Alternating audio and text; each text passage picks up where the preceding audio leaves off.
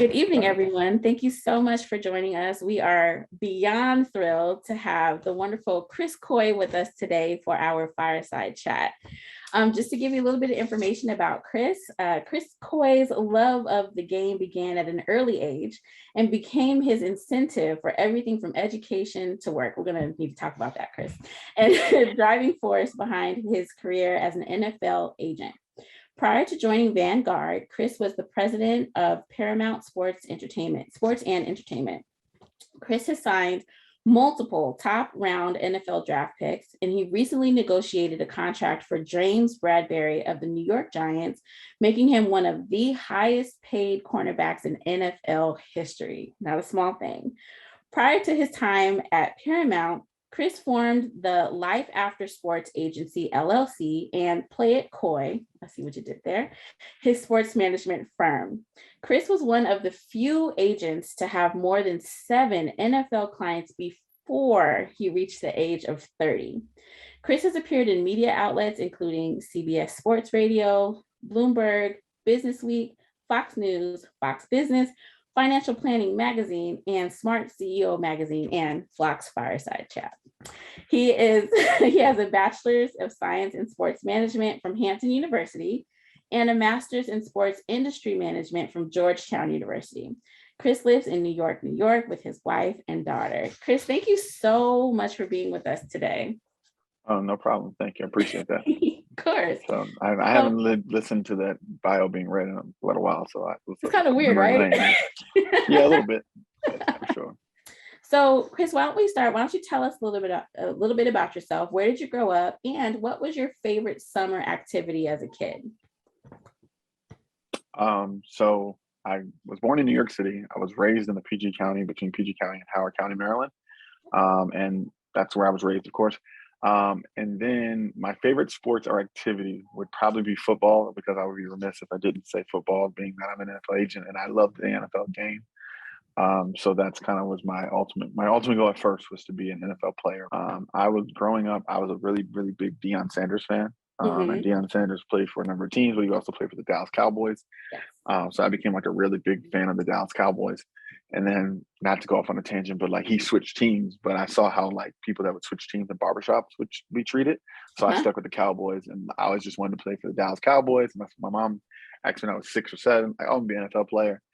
I, needless to say, was probably one of the smallest kids all throughout school. So like in elementary school, in middle school. And when I walked into high school at 4'11", 96 pounds, I was the smallest kid in 9th grade. The reason why I know these stats so well is because I went to the doctor and was like, when am I ever going to grow? And literally my mom would tell that story about me crying. I don't remember all of that, needless to say, but I was like, what's going to happen? So I went to play football all throughout those times. And based on earlier, it was based on weight. So like, it was just, if you weigh 110 pounds, you just play in this team. But when you get to high school, like they just group everyone together. Mm-hmm. So I was literally the smallest kid on the football team. And like one day I came home for practice and I was like, Mom, I'm probably not going to make it in the NFL.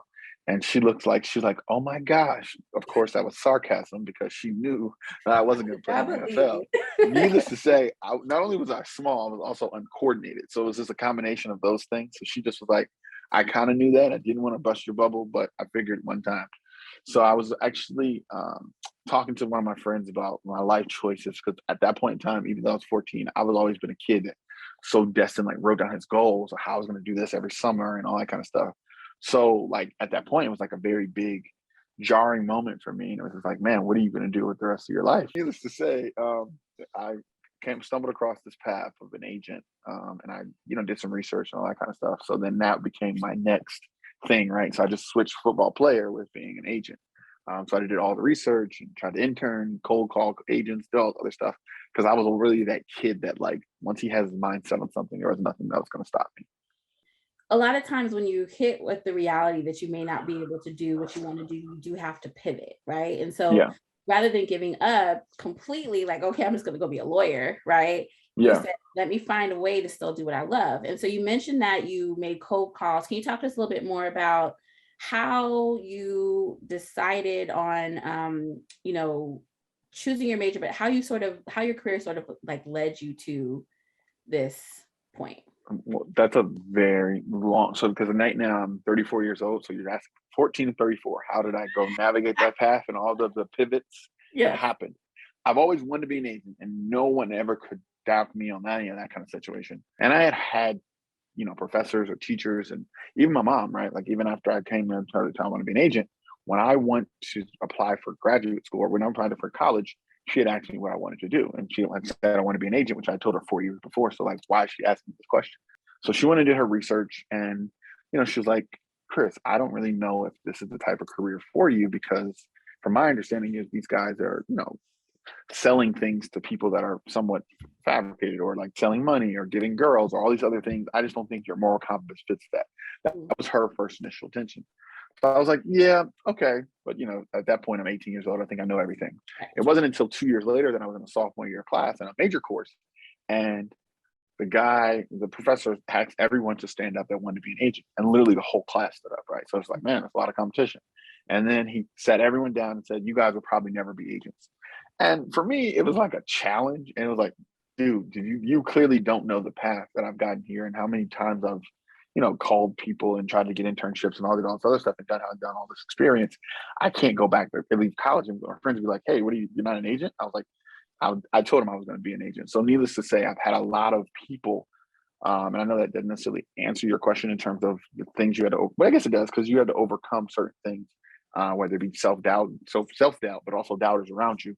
And I just stuck to path and continued down the road that I was going to be down. When he told everybody in that class, by the way, of that class, we have sports professionals and other different industries and all that kind of stuff. I'm still the only agent from that class, right? But like he's been telling that for years.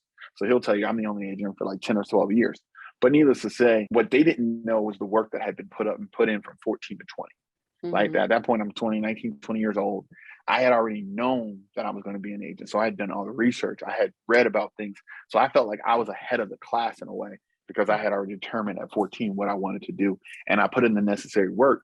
So I felt like I was ahead of the class in a way in terms of the agent goal because I had already talked to, big time agents. I had already, interned for people and done all that and knew a lot about the business at that point.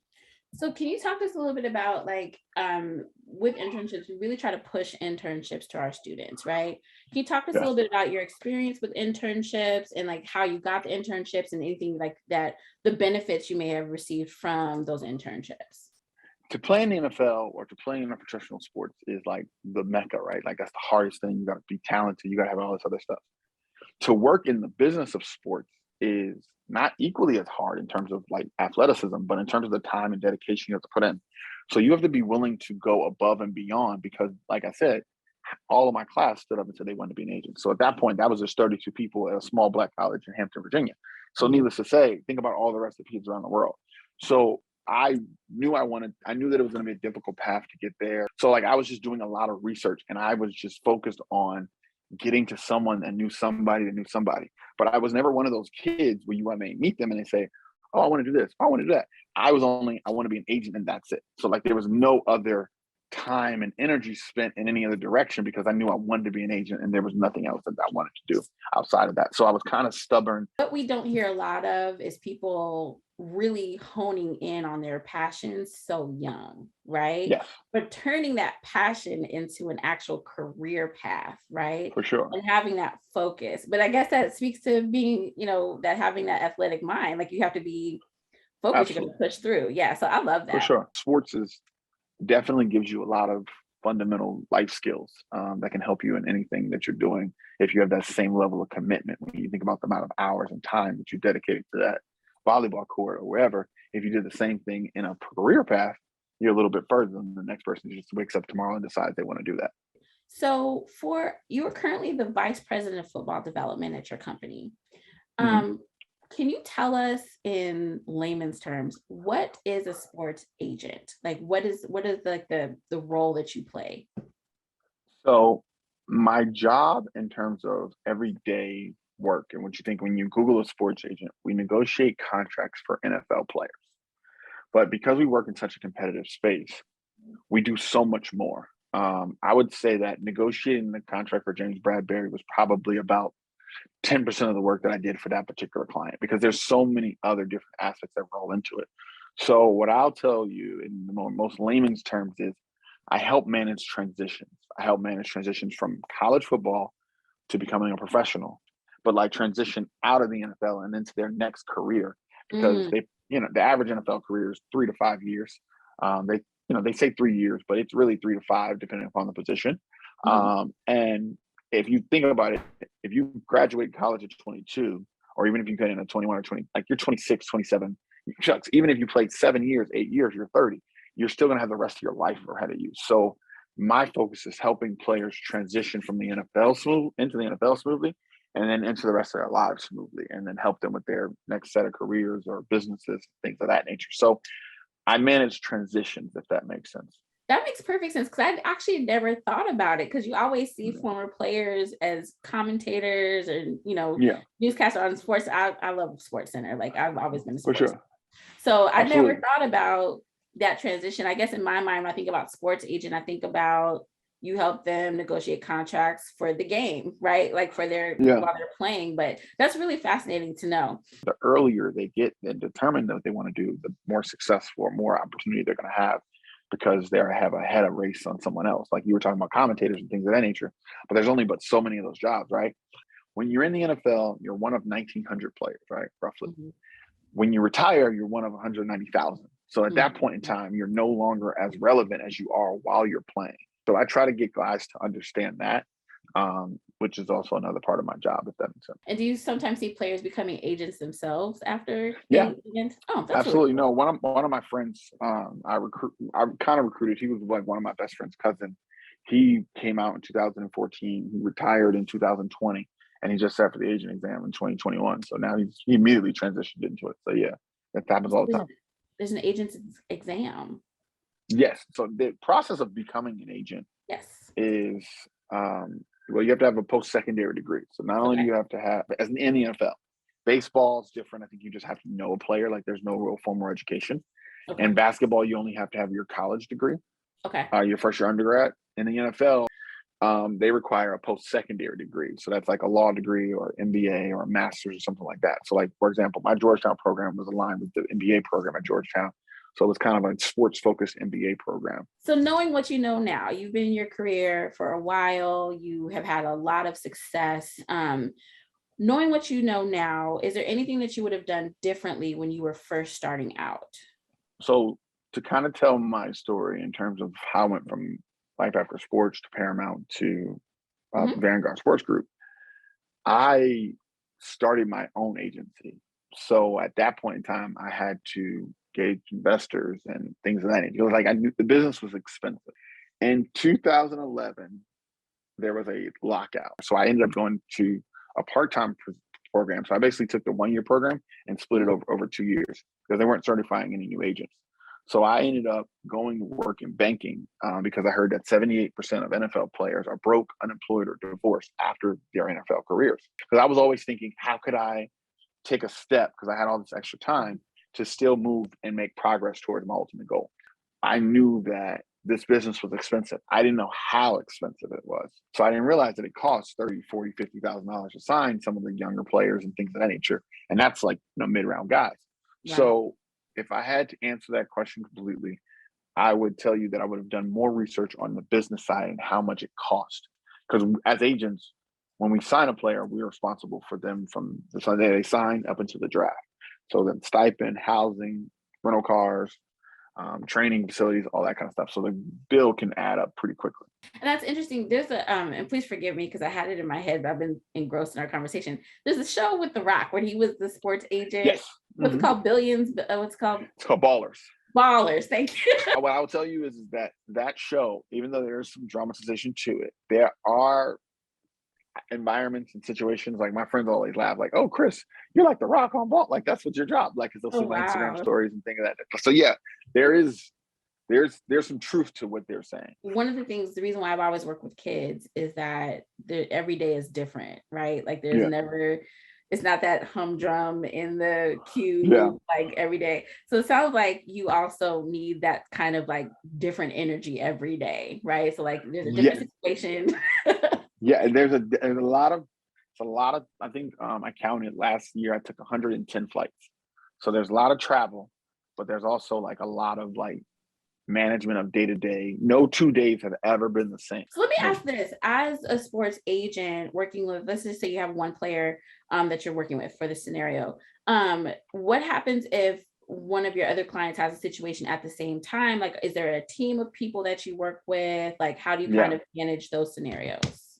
I mean, normally you kind of prioritize what is dealing with what. What's the biggest fire? But exactly. And then just trying to manage those expectations of the different people because I'm still only one person. But also in addition to that, I work with a number of agents that Yes. if anything broke down like that, I was in a situation that I couldn't be in both places, then I could send someone there and kind of help me diverge and kind of go from there. So as you know, the audience for this fireside chat is high school students, right? And so a lot of our Yeah. high school students are thinking about their next step. Part of what we do at Flock is we help them plan for college. What advice would you give to any of our students with, how to choose a school, how you chose Hampton? I believe you said you transferred to Hampton. So like, Yep. tell us, what advice would you have for that? And how did you choose which colleges you wanted to go to? Because my mom gave me a certain distance where I had to be at least 2.5 hours away, but I Uh, couldn't be more than 5 hours further, like 6 hours or something like that. And that was like because she knew I was the type of kid that would come home for lunch and be mhm. like at home, like, and that she wanted me to get a full college experience. The thing about going to school in your home state is you never get to experience and meet different people in different areas. And like you do get the people that transfer in and kind of things like that, but it's easy to fall back into, man, I have my same high school friends doing the same high school thing. Like, so with regards to going to college, I would encourage people to leave their home. It kind of allows you to break out of that box that you find yourself in. You find comfortability, right? Like you have to go somewhere and be uncomfortable to really grow. So I think that that's why I would tell people to try to choose other different different universities that are outside their everyday stomping ground. Hampton University, I went there because I wanted to major in sports management, and they had a number of NFL players that were there at the time. So it made sense for me to transfer to that university, even though I did like my experience at Shaw. It was a little too small. It felt like 13th grade in a way. And I went to Hampton because it was a little bit bigger. I had a family member that was close enough. I had my aunt there. And also the girls were really pretty there. So it made sense from a transfer perspective. The reason why I'm giggling is because our deputy director went to Hampton. So as soon as she watches this, I already know she's gonna be like, Yes. that's right. That is because it's so true. Like, I mean, listen, we have some beautiful women from all across the country that come over to Hampton University because Yeah, Hampton and Howard, of course, are right there one another. right. And it's just it was one of the better experiences for me. We were just talking about we didn't know how good we had it in college. Like we were all Yeah, broke. But we were all together. We all had each for other, sure. And you you made know? money, and like the thing about it is that like broke and there's like finance and income, like, and having conversations with like my clients. Some of my clients are like full-blown millionaires, right? Like, so Yes. they still have the same problems we have, but and when Yeah. you're broke, you're just like, man, if I got a little bit of money, my life would be perfect. But you still have problems no matter what phase of Mhm. life, no matter your income, no matter anything. We used to have a party once a month where everyone would bring what they had. Like, I have Yes. chicken, I have vegetables, oh, I have some rice. And Yeah, we would all, and none of it matched, none of it made sense, but we would cook all the food everyone would bring and for we would all sure. be good, No, there's a so at Hampton there's the university, and then there's the harbors, like, which is right across the street. So it's like constantly like everybody that is there is in college. So Mhm. like you would find out who could cook, and you would just be like, all right, listen, we're gonna bring this so and so and so and so over, and Exactly. we'll have Bible study, all types of different Yeah. different events, parties, and all, like, and people just like throw it down. And I think about it is that not everybody's broke at the same time. And then Right. also like in every group, right? Like you have that one friend whose parents are like, all right, they did well, so they're gonna be all right. So Mhm. like we just figure out the way to parlay it based Care on their packages money. that would come in for everybody. Oh my god, with all that snacks and stuff, like, give me these couple noodles, dog. You realize how broke. You But had in the that moment, community. in the moment, you don't appreciate it until you're like, you like look back your senior year, like, bro, that freshman year was so funny. And I keep in touch with so many people because like I'm always in like a different city or like Atlanta, LA, Yeah. and I can always tell you wherever I'm going, I have somebody in Hampton University that I don't have to stay on anybody's couch now, but back when I was first starting the agent business, I was sleeping on my homies' couches, and like it was Yep. just like a very good, fun, experience. But it was because of those college relationships that I was able to even get to where I'm going today. When I was at Hampton University, it was the perfect time because like at one point in time, we had more guys at the NFL Combine than University of Southern California, which is crazy because it's a small Black Wow. college. But because of that, the school and the university is so connected. So like, the degrees of separation in life are one or two. And Hampton, it was like, I see that dude walking all around. So like I was able to meet those people and help them and intern with their agents and all that kind of stuff. So it literally is the breeding ground of why I'm, where I'm at today. It's because of those relationships for sure. I think that's a crucial point you just made, is like the importance of those relationships. The fact that you and I are even talking is because of a college relationship. You know what I mean? Absolutely, for sure. Yeah, like when I think about anybody that I'm connected with, there's always some like random serendipitous, like, oh, we just met at a bar here and there kind of situation. But like normally it's because somebody knows somebody.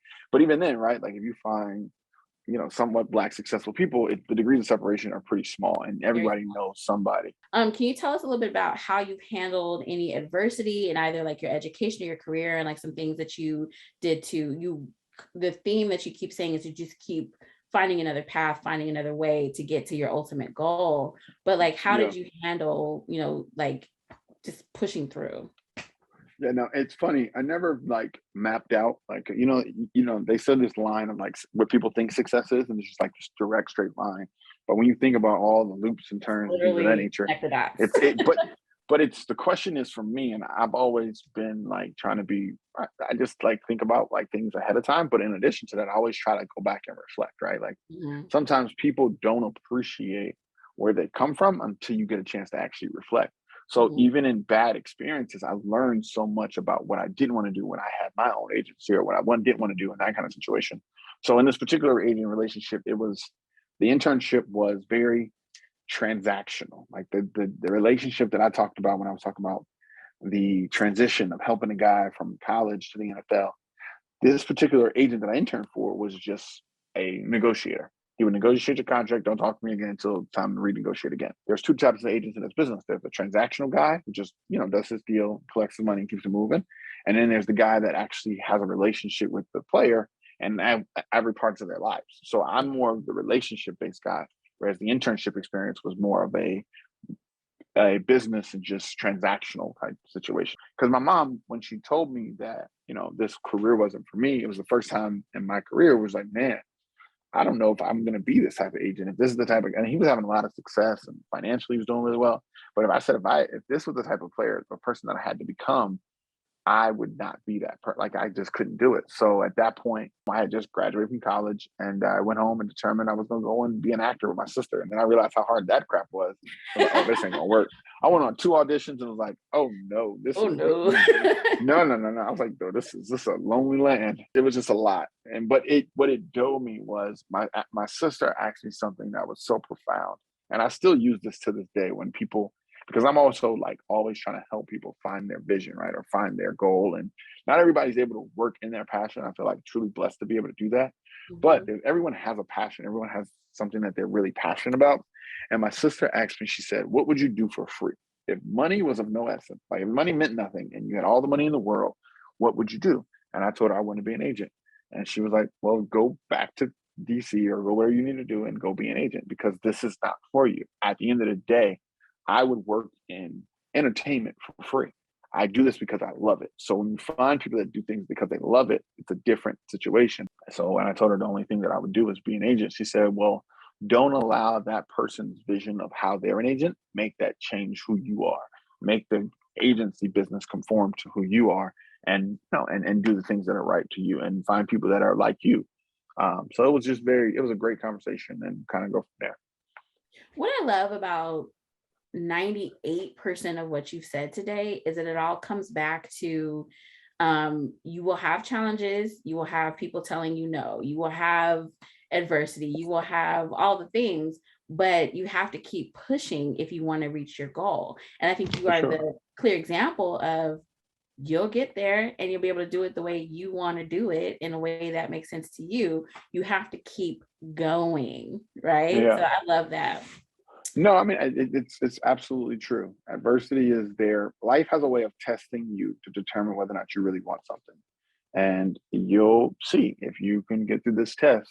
And sometimes you find yourself not passing the test. And, it's like boards, right? It's like like video games, right? Like if you beat the person, you're going to go to the next level, or you're going to do the next level. And life has the exact same way of challenging you and trying to see if you can learn your lesson in order to not make the same mistake and able to get to the next level in your career. So, final question for you, Chris, is What's that? what advice or words of encouragement would you give to your high school self, overcoming challenges and working towards your goals? Like, what would you say to 18-year-old Chris? I would tell him to not worry about what other people think of you, and allow that to change how you view yourself. Because at the end of the day, it's like a situation where though this person may be a friend, and it's interesting to me when someone in the same path or the same situation, or even someone ahead of you, gives you advice, and you can take that advice, and that advice could potentially be it could be a number of things, but the things that I try to always think about where's the source of this advice coming from, and what is the purpose of them giving you this advice? Because someone may doubt you in your dream because they don't want to see you be successful. But also in addition to that, they may doubt you in your dream because they don't want you to have to deal with the pitfalls and the adversity and all this other stuff. So they're trying to protect you. But in a way, they're inhibiting you without even knowing it. So it's just the advice that you take, be very careful where you get your advice from. And at the end of the day, there's something inside of you that's pushing you in a certain direction. Follow that, despite whatever someone else may think. Like everybody's going to have great seasons and career-wise, like, right? Like your 20s, you could be getting your butt kicked, right? And your 30s, you're, oh man, I'm doing really well and I'm exceeding. But then your 40s come back and you got to learn something else. So like, it's just, you can't allow that to stagnate you and to prevent you from doing and living out your true potential. Right. And realistically, that's what's going to drive you in your heart, and kind of go from there. I think just the thing that I'm going to walk away from with this is keep persevering. First of all, know what your passion is, understand what your passion is. I love that question. What would you do if you could do it for free, if money wasn't a problem? But then also like making sure you have the right people around you to rally you and uplift you when you need that, but also making sure you have the, ability to push forward and push through as you go through that connect the dots career path to get to that goal. Yeah. To me, when time is of no essence, right, and you're just doing something and it doesn't feel like you're doing work or you're in love with someone, right? Like you're on the phone with somebody, you're like, dang, we've been on the phone 45 minutes. Like, yeah, I really like this person. Or like, or if you're having a conversation about your career and you're not like paying attention to your phone, like, oh, when is this going to be done? Then that's kind of like, that is another direction to help you determine where you're going, or not even where you're going, but just allowing that. Because like when you ask people what they would do for free, sometimes people don't know. But if you break it down even further, it's what do you do when time is of no essence? Like some of my clients, they play video games. Okay, so how do we create a video game? How do we get you paid to play video game? Like it's so many different things that you can do. And in this world that you allow yourself to find that time is of no essence. And the people that I really feel like are really living are the people that career and life passion matches up. Because then at that point, though it's things that you don't like and aspects of your job you don't love, you get a chance to do things that you really, really care about and enjoy. I love that. I love that. Thank you so much, Chris. Chris, this has been fantastic. I've learned a lot. I'll be honest. I walked into this not knowing much about sports agency and like what that meant, just coming in with my very limited baller's knowledge. But this has been really helpful. And I think there's a lot of really important nuggets and information that you've given to our students. So all of you watching, I hope that you are taking notes. Go to college. Go to college. It's the best time of your life. It is the best time of your life. And if anything, it'll teach you a lot about your life, because not everybody has an amazing college experience, but you'll reflect back and enjoy yourself. Well, Chris, thank you again so much for joining our Fireside Chat. I hope you all enjoyed this conversation. And we really, really appreciated having you. So we're going to say goodnight to everyone. Chris, did you have any final words you wanted to share? Nope, not Nope. at all. I said it. I think I said it all. Go to college, enjoy yourself, have fun, and don't take yourself too seriously. Yes, absolutely. And even though I say, at 14 I figured what I wanted to do, I didn't have it all figured out, and I still am learning things every single day. And I would just tell you people to not to stop learning. And you can learn from so many different ways, like podcasts and books, and so many non-traditional ways these days to kind of educate your mind. But needless to say, just keep pushing forward and don't let adversity don't let adversity beat you. At the end of the day, life puts you through tests to challenge you to see what you really want in life. I love it. And with that, I will let that be our closing statement. Chris, thank you again so much. Thank you. Thank you very much. Thank you for having me. It was just fun.